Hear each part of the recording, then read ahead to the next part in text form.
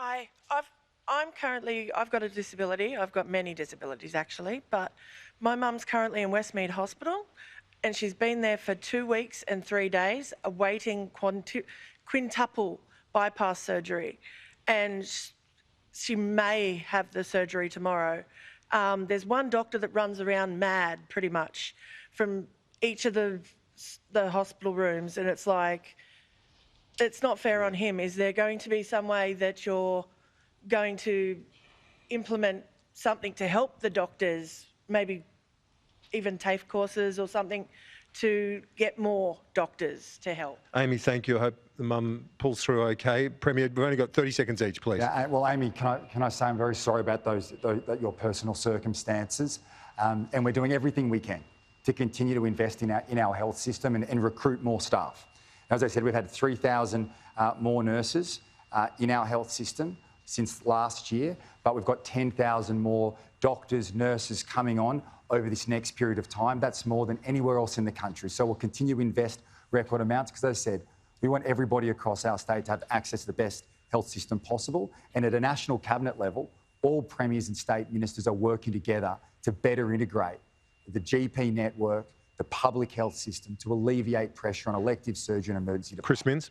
Yeah, thanks, Amy, and I'm so sorry that you've gone through that. It must be personally devastating, and the anxiety and worry that you have as a family member when someone you love is in a hospital it's obviously terrible.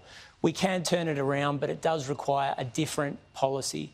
We've got a policy to make 1 nurse for 3 patients in emergency departments, 1 nurse for 4 patients on the wards, on the floors. It'll make a major difference in terms of retaining staff inside New South Wales public hospitals. And I'll tell you this story.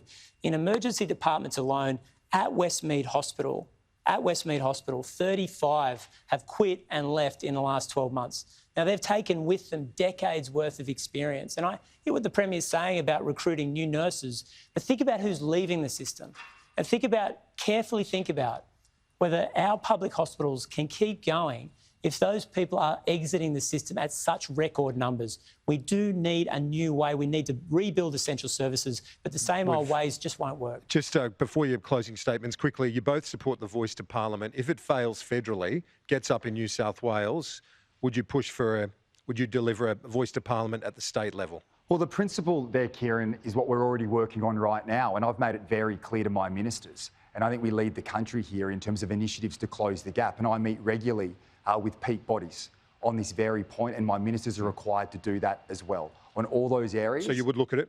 Yeah, more than happy to. But the principle of the voice is about having our First Nations people having a seat at the table, us understanding the concerns and needs, and making sure we continue to invest to improve outcomes across the board. And recently was called out that New South Wales' approach to this by working with those peak bodies is making a real difference to our people. And yes, you would too? Yeah, we support the voice. We hope it gets up, and I think the Premier deserves credit for backing the voice at the state level. We're working towards a treaty as well. After the voice goes through. We think it's really important that we engage First Nations people in the affairs of New South Wales.